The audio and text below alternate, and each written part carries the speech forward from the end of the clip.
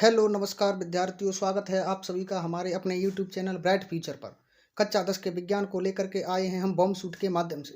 विद्यार्थियों, इस bomb shoot के माध्यम से सभी चैप्टरों को, कक्षा 10 के विज्ञान के जितने भी चैप्टर हैं सबको हम प्रत्येक एक एक वीडियो में संपूर्ण विज्ञान का सुपड़ा साफ करने वाले हैं। विद्यार्थियों, ध्यान से प्रत्येक वीडियो को देखना।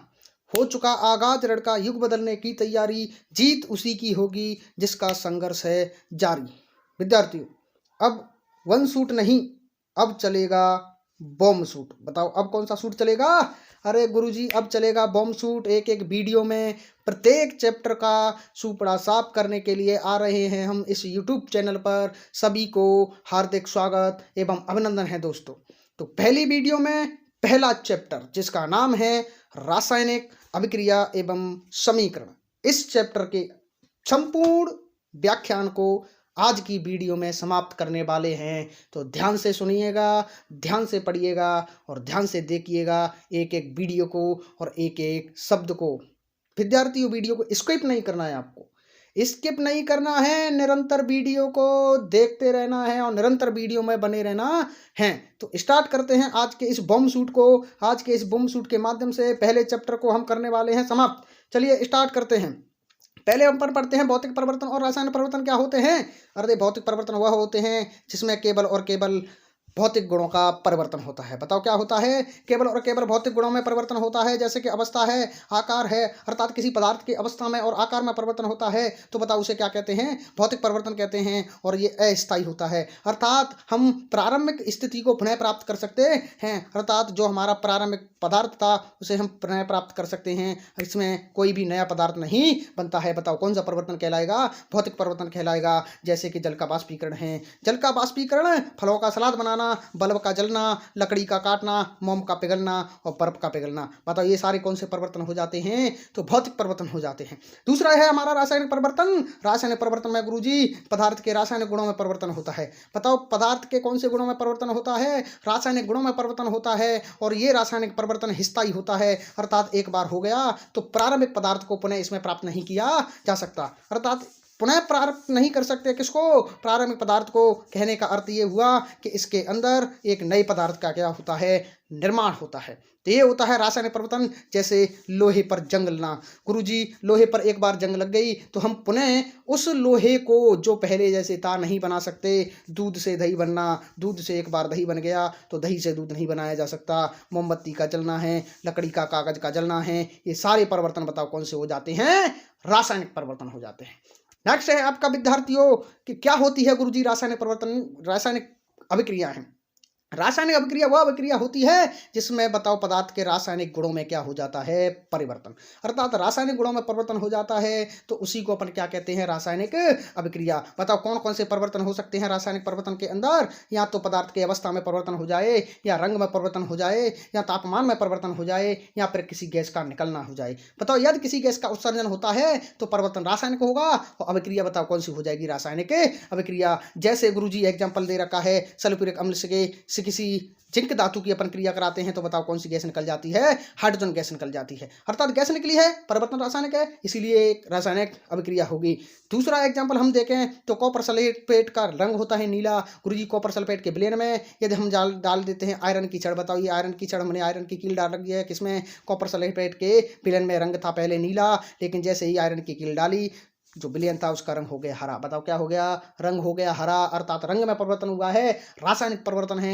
होने वाली अभिक्रिया कौन सी हो जाएगी? रासायनिक अभिक्रिया हो जाएगी। ध्यान से सुनना, एक एक शब्द को ध्यान से सुनिएगा। यहाँ पर हम डिटेल में अच्छी तरह नहीं समझाएंगे क्योंकि हम पहले ही इस चैप्टर को पढ़ चुके हैं, अच्छी तरह आपको बताया जा चुका है ऑफलाइन के अंदर। लेकिन आज हम प्रत्येक वीडियो के माध्यम से पूरे चैप्टर को समाप्त करने वाले हैं, सुपड़ा साफ करने वाले हैं। तो हो चुका आगाज रण का युग बदलने की तैयारी और जीत उसी की होगी जिसका संघर्ष संघर्ष होगा। जारी बनी रहिए हमारे इस वीडियो के साथ में। नेक्स्ट आपका है गुरुजी रासायनिक समीकरण क्या होता है। मैंने कहा रासायनिक अभिक्रिया को उसके तत्वों के प्रतीकों के रूप में प्रदर्शित कर दिया जाए तो उसी को अपन रासायनिक समीकरण कहेंगे। अर्थात किन किन अभिकारकों ने अर्थात किन किन पदार्थों ने अभिक्रिया में भाग लिया है वही क्या कहलाते हैं, उसके अभिकारक कहलाते हैं। कहने का अर्थ है अभिक्रिया में भाग लेने वाले पदार्थ ही क्या कहलाएंगे, अभिकारक कहलाएंगे। लेकिन जब भाग ले लेंगे और अभिक्रिया पूरी हो जाएगी उसके पश्चात जो आपको प्राप्त होगा वो उत्पाद कहलाएगा। कहने का अर्थ हुआ कि रासायनिक समीकरण के अंदर क्रियाकारकों को बाएं तरफ रखते हैं अर्थात लेफ्ट हैंड साइड और उत्पादों को राइट हैंड साइड RHS अर्थात दाएं तरफ रखते हैं। विद्यार्थियों इस अभिक्रिया में जो उत्पाद बनते हैं अर्थात तीर के निशान के दाईं ओर होंगे और अभिकारक तीर के निशान के बाईं ओर होते हैं। एक उत्प्रेरक होता है, अभिक्रिया में भाग तो नहीं लेता लेकिन अभिक्रिया के वेग को परिवर्तित कर देता है। या तो वेग को बढ़ा देगा या फिर अभिक्रिया के वेग को क्या कर देता है बताओ, कम कर देता है। तो ऐसे पदार्थ जो अभिक्रिया के वेग को परिवर्तित कर देते हैं उत्प्रेरक कहलाते हैं और उत्प्रेरकों को हमेशा तीर के निशान के ऊपर ही रखा जाता है। तो ये था आपका रासायनिक समीकरण। इसके बाद है द्रव्यमान संरक्षण का नियम। गुरुजी ये क्या होता है, ये होता है देखना किसी भी अभिक्रिया में द्रव्यमान संरक्षित रहता है, ना तो द्रव्यमान को बनाया जा सकता है और ना ही द्रव्यमान नष्ट होता है। अर्थात अभिकारकों में भी और उत्पादों में भी दोनों में अणु जितने होंगे उनकी संख्या समान होगी, उनका द्रव्यमान समान होगा। कहने का अर्थ ये है कि द्रव्यमान हमेशा संरक्षित रहेगा। क्लियर। चलिए अब है रासायनिक समीकरण। गुरुजी दो प्रकार के होते हैं, एक होता है संतुलित रासायनिक समीकरण, एक होता है असंतुलित रासायनिक समीकरण। संतुलित रासायनिक समीकरण वह होता है जिसमें अभिकारक और उत्पाद दोनों की परमाणुओं की संख्या जो है समान होगी और परमाणु भार की संख्या भी बताओ क्या होगी, समान होगी। तो ऐसा समीकरण कहलाएगा संतुलित समीकरण। और असंतुलित समीकरण वो होता है जिसमें अभिकारक और उत्पादों के परमाणुओं की संख्या और परमाणु भार असमान होते हैं। जैसे एक तरफ दे रखा है कोयले का दहन C+O2 = CO2 अर्थात LHS। लेफ्ट तरफ भी कार्बन 1 है और ऑक्सीजन 2 हैं। राइट साइड भी देखें तो कार्बन 1 है और ऑक्सीजन 2 हैं। बताओ संतुलित रासायनिक समीकरण कहलाएगा। और असंतुलित के अंदर जैसे Mg+O2 = MgO बना, लेकिन बाएं तरफ LHS में देखेंगे तो मैग्नीशियम 1 और RHS में भी मैग्नीशियम 1, लेकिन बाएं तरफ ऑक्सीजन 2 हैं लेकिन दाएं तरफ ऑक्सीजन की संख्या 1 है अर्थात ऑक्सीजन संतुलित नहीं है। कहेंगे कि समीकरण कौन-सा है बताओ, असंतुलित। और इन असंतुलित रासायनिक समीकरणों को दोस्तों संतुलित करने के लिए एक विधि काम में लेते हैं और विधि का नाम है बताओ हिट एंड ट्रायल विधि। इस हिट एंड ट्रायल विधि के माध्यम से असंतुलित समीकरणों को क्या किया जाता है, संतुलित किया जाता है। कैसे करते हैं गुरुजी, इसके निम्न चरण हैं। चरण ये हैं, हमने एक रासायनिक समीकरण लिया, कोष्टक में दे रखा है Fe+H2O = Fe3O4 H2। अर्थात इस रासायनिक समीकरण को संतुलित कीजिए तो कैसे करेंगे, हिट एंड ट्रायल विधि का उपयोग करेंगे। और हिट एंड ट्रायल विधि का पहले चरण में कहा जाता है कि प्रत्येक जो तत्व है अर्थात प्रत्येक यौगिक को हम पहले एक बॉक्स में बंद करते हैं, जैसा कि आपको दिख रहा होगा।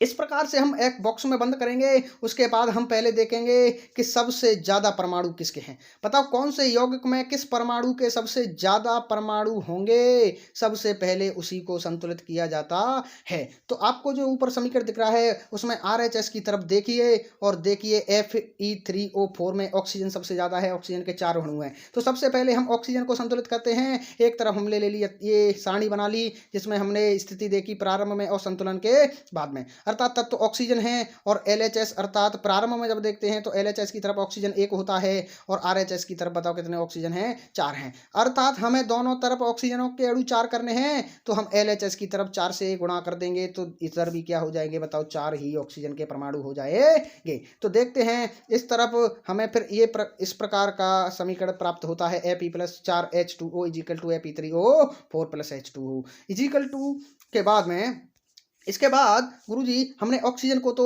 संतुलित कर दिया है और ऑक्सीजन के बाद अगर देखते हैं ऑक्सीजन के बाद जो परमाणु सर्वाधिक मात्रा में पाए जाएंगे उनका संतुलन किया जाएगा। अब बताओ ऑक्सीजन के बाद में कौन है गुरुजी, आप कहेंगे F ही है। आयरन की RHS की तरफ तो 3 अणु दे रखे हैं प्रारंभ में, LHS की ओर 1 अणु है तो इसको भी संतुलित करना है तो LHS की ओर 3 से गुणा कर देंगे। इधर हमने 3 से गुणा कर दिया, इधर ये 3 है ही पहले से तो आयरन भी इस प्रकार से संतुलित हो जाएगा। फिर इसके बाद देखते हैं सबसे ज़्यादा हमारा हाइड्रोजन ही शेष बचता है। फिर हाइड्रोजन में देखते हैं किस तरफ कितने अणु हैं तो LHH की तरफ हमारे 4 दूनी 8 अणु हैं, RHS की तरफ केवल H2 अर्थात 2 अणु हैं। तो हम इधर तो 8 हैं ही और RHS की तरफ 8 करने के लिए हम इससे क्या कर देते हैं, 4 से गुणा कर देते हैं। तो इस प्रकार से हम इस संपूर्ण समीकरण को क्या कर देते हैं, संतुलित, और बाद में ये समीकरण आपको प्राप्त होता है 3Ap + H4H2O = Ap3O4 + H4H2। ये संतुलित रासायनिक समीकरण हो जाता है। तो इस प्रकार से विद्यार्थियों हम रासायनिक समीकरणों को क्या कर देते हैं, संतुलित कर देते हैं, और अंत में फिर इनकी भौतिक अवस्थाओं को लिख दिया जाता है।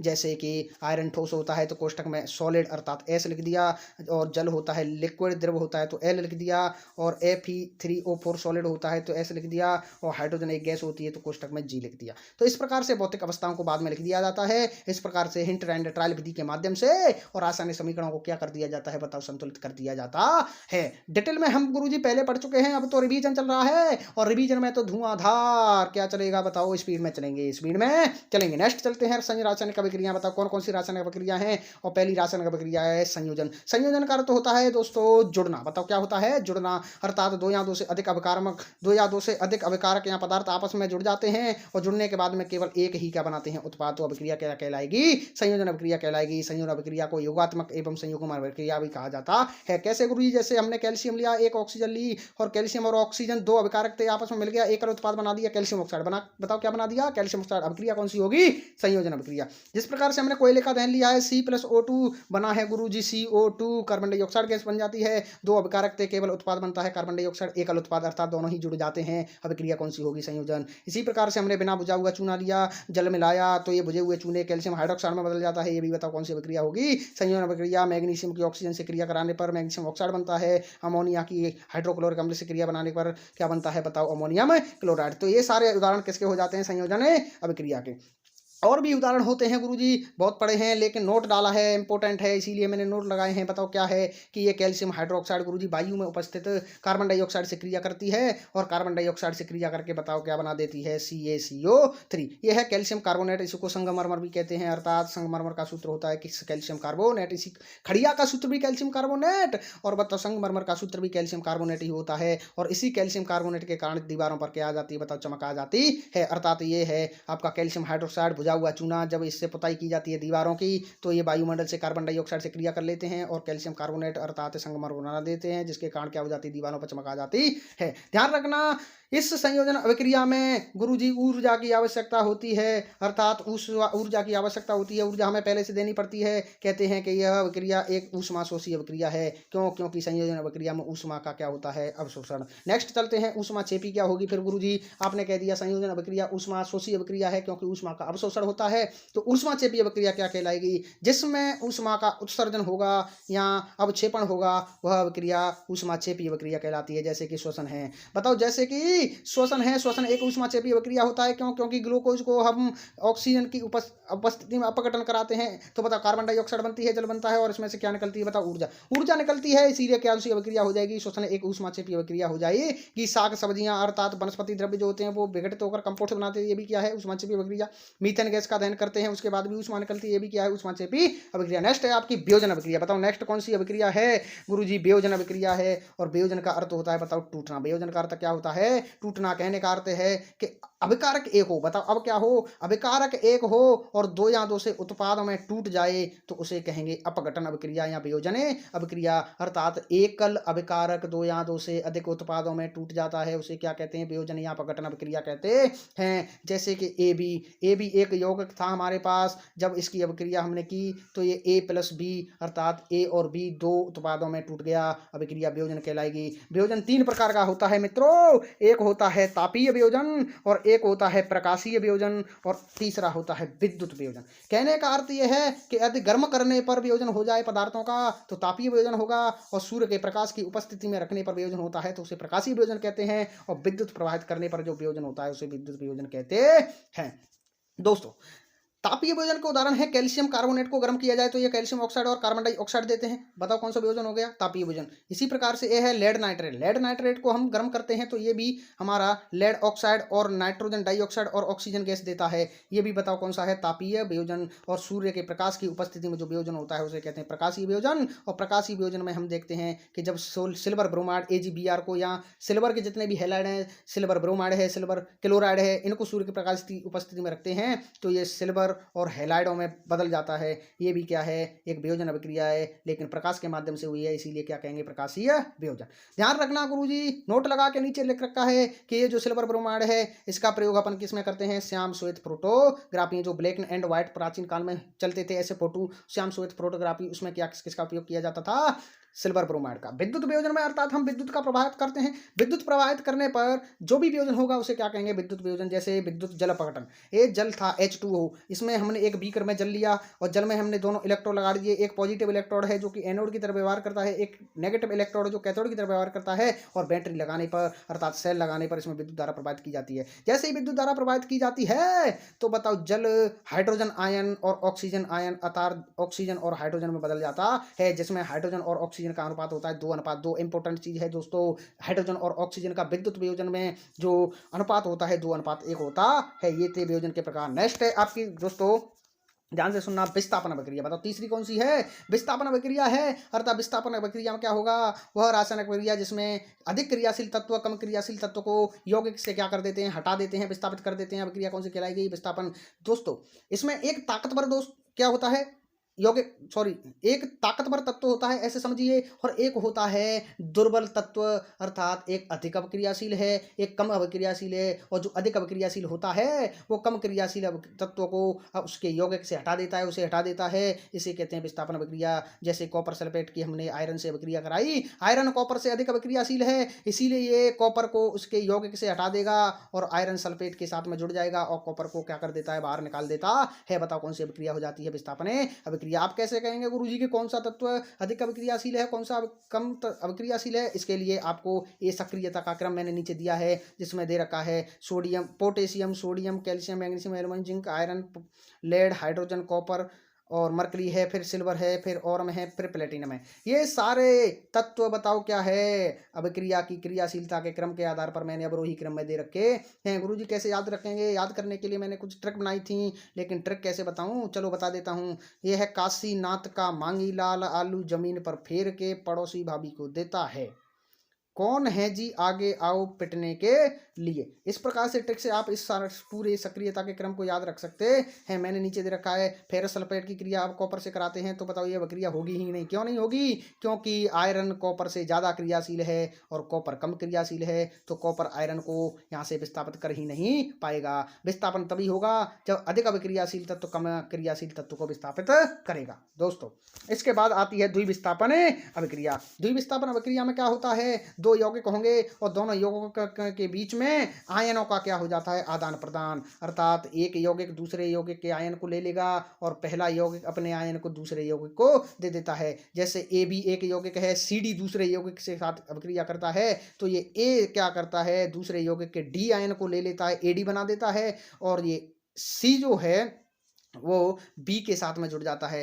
अर्थात दोनों में आयनों का क्या हो जाता है, आदाने प्रदाने। जैसे एग्जांपल दे रखा है, सोडियम सल्फेट की क्रिया बेरियम क्लोराइड से कराने पर हमें जो क्लोरीन है वो तो सोडियम के साथ जुड़ जाती है, और जो सल्फेट है वो बेरियम के साथ में जुड़ जाता है, और बेरियम सल्फेट का हमें एक श्वेत अपक्षेप क्या होता है, प्राप्त होता है। इस प्रकार से होती है ये अभिक्रिया, जिसे कहते हैं द्विविस्थापन अभिक्रिया। नेक्स्ट है आपका गुरुजी उपचयन अभिक्रिया और अपचयन अभिक्रिया। मतलब उपचयन क्या होता है, अपचयन क्या होता है गुरुजी, ऑक्सीजन की वृद्धि हो तो उपचयन होगा, और कमी हो जाए तो अपचयन होगा। ऑक्सीजन हाइड्रोजन की कमी हो तो उपचयन होगा, और हाइड्रोजन की वृद्धि हो जाए तो अपचयन होगा। ऋण तत्वों में वृद्धि होती है तो उपचयन होता है, लेकिन ऋण तत्वों में कमी होती है तो अपचयन होता है। धन तत्वों में कमी होती है तो उपचयन होता है, लेकिन धन तत्वों में वृद्धि होती है तो अपचयन होता है। इलेक्ट्रॉन त्यागे जाते हैं तो उपचयन होगा, लेकिन इलेक्ट्रॉन ग्रहण किए जाते हैं तो अपचयन होता है। गुरुजी समझ में को नहीं आयो, समझ में तो सबको आ गया होगा, क्योंकि मैंने ये सारे ऑफलाइन आपको सब पढ़ा रखे हैं,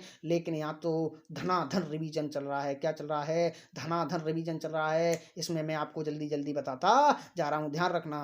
नेक्स्ट चलते हैं, आपका नेक्स्ट है गुरुजी, ये अपचयन को एग्जाम्पल के द्वारा समझते हैं। जैसे ध्यान से सुनना, यह है आपका कॉपर। क्या है बताओ? कॉपर ऑक्सीजन से क्रिया करता है, कॉपर ऑक्साइड बना। बताओ इसमें ऑक्सीजन जुड़ रही है। मैंने कहा गुरुजी ऑक्सीजन जब जुड़ती है तो हम कहते हैं उपचयन होगा, अर्थात ऑक्सीकरण हुआ। लेकिन CuUO कॉपर ऑक्साइड कॉपर और ऑक्सीजन में निकल गया, अर्थात इसमें से ऑक्सीजन निकल गई तो यहाँ क्या होगा? अपचयन हो जाता है। रिडॉक्स अभिक्रिया किसे कहते हैं? रिडॉक्स अभिक्रिया वह अभिक्रिया होती है जिसमें ऑक्सीकरण और अपचयन अर्थात उपचयन और अपचयन साथ साथ होंगे तो उस अभिक्रिया को क्या कहेंगे बताओ? रिडॉक्स अभिक्रिया कहते हैं दोस्तों। इसके अंदर क्या होता है? जिस पदार्थ का अपचयन होता है उसे अपन ऑक्सीकारक कहते हैं, और जिस पदार्थ का उपचयन या ऑक्सीकरण होता है उसे अपचायक कहा जाता है। जैसे कि नीचे आपको दिख रहा है, जिंक ऑक्साइड की क्रिया कार्बन से कराई तो कार्बन मोनोऑक्साइड बन गया और जिंक अलग हो गया। कहने का मतलब यह है कि जिंक ऑक्साइड से ऑक्सीजन निकल गई, इसीलिए इसका तो हो गया अपचयन, और कार्बन के साथ में ऑक्सीजन जुड़ गई, इसीलिए इसका तो हो जाता है बताओ क्या? उपचयन। तो साथ साथ एक ही अभिक्रिया में हो रहे हैं, इसीलिए इस संपूर्ण अभिक्रिया को बताओ क्या कहेंगे? रिडॉक्स अभिक्रिया। इसी प्रकार से नीचे एक और एग्जांपल दे रखा है कि कॉपर सल्फेट की अभिक्रिया आयरन से कराई गई है। आयरन होता है धन तत्व और सल्फेट होता है ऋण तत्व और कॉपर होता है धन तत्व। दोस्तों ये आयरन है, आयरन एक धन तत्व है, आयरन धन तत्व है, और आयरन के साथ में जुड़ जाता है सल्फेट, और सल्फेट होता है ऋण तत्व। तो बताओ ऋण तत्वों की वृद्धि यहाँ पर हो रही है कि नहीं हो रही है? ऋण तत्वों की वृद्धि होती है तो वहाँ उपचयन होता है, इसीलिए यहाँ पर उपचयन होगा, और कॉपर सल्फेट में से ऋण तत्व सल्फेट निकल जाता है, केवल कॉपर रह जाता है, इसीलिए यहाँ पर ऋण तत्वों की कमी है, और यहाँ पर बताओ क्या हो जाता है? अपचयन। ये थे उपचयन और अपचयन। इसके बाद में आता है संचारण। बताओ क्या आ जाता है दोस्तों? संचारण आ जाता है। तो संचारण क्या होता है दोस्तों? धातु की बनी हुई वस्तुएं, बताओ धातु से बनी हुई वस्तुओं को जब हम अपन वायु की और जल या अम्ल आदि के संपर्क में रखते हैं तो इनके संपर्क में आते ही ऑक्सीजन से क्रिया करने लग जाते हैं या नमी से प्रतिक्रिया करने लग जाते हैं, जिसके कारण ये धातु क्या हो जाती हैं? बताओ कमजोर हो जाती हैं, अर्थात कमजोर होकर के इनका क्षरण होने लग जाता है। बस इसी को बताओ क्या कह देते हैं? अपन संचारण कह देते हैं। कहने का अर्थ यह है कि जब कोई भी धातु वायु जल या अम्ल या नमी के संपर्क में आ जाती है तो ऑक्सीजन से क्रिया करके धातुएं कमजोर होने लग जाती हैं, और इसी का क्या कहते हैं? उसको संचारण कहा जाता है। जैसे कि लोहे पर जंग का लगना गुरुजी, जो लोहे पर जंग लग जाती है अर्थात लोहे को अपने खुले छोड़ दिया, कहाँ पर छोड़ दिया? प्रकाश की उपस्थिति में खुला छोड़ दिया, नमी में रख दिया, तो वो क्या करेंगे? ऑक्सीजन से क्रिया करेगा, और ऑक्सीजन से आयरन जब क्रिया करता है और जल से क्रिया करता है तो बताओ आयरन ऑक्साइड बना देता है, और आयरन ऑक्साइड ही क्या होता है? जंग का सूत्र होता है। बताओ क्या होता है? जंग का सूत्र क्या होता है? आयरन ऑक्साइड होता है, और ये जंग बताओ लोहे पर लग जाती है, और लोहा बताओ क्या होने लग जाता है? कमजोर, अर्थात उसका क्षरण होने लग जाता है। इसी प्रकार से चांदी पर काली परत का आ जाना, चांदी ऑक्सीजन से क्रिया करके और बताओ सिल्वर ऑक्साइड बना देती है, और उस पर बताओ क्या लग जाती है? काला परत चढ़ जाती है। ये भी क्या है? चांदी का क्षरण, अर्थात इसी को क्या कहेंगे? संचारण कहते हैं। नेक्स्ट है गुरुजी विकृति गंधिता। बताओ कौन सी गंधिता है? विकृत गंधिता।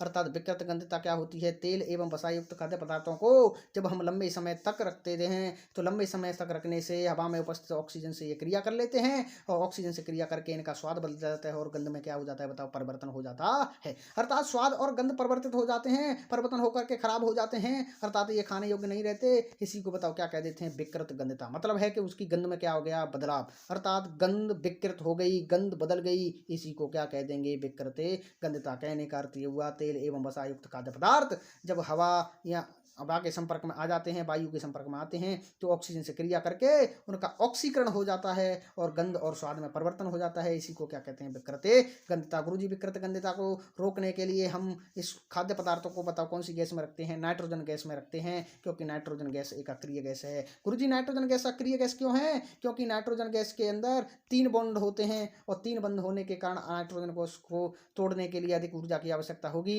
और इस नाइट्रोजन गैस को तोड़ा नहीं जा सकता, अर्थात यह अभिक्रिया नहीं करेगी, अक्रिय गैस के रूप में व्यवहार करेगी, इसीलिए नाइट्रोजन गैस में रखते हैं, जिससे यह अभिक्रिया नहीं करती है और खाद्य पदार्थ विकृत नहीं होते। तो ये था आज का आपका टॉपिक। बताओ कौन सा था? रासायनिक अभिक्रिया एवं समीकरण। बहुत ही कम समय में हमने शूट एंड साइट अर्थात बॉम्ब शूट के माध्यम से इस चैप्टर को खत्म कर दिया है।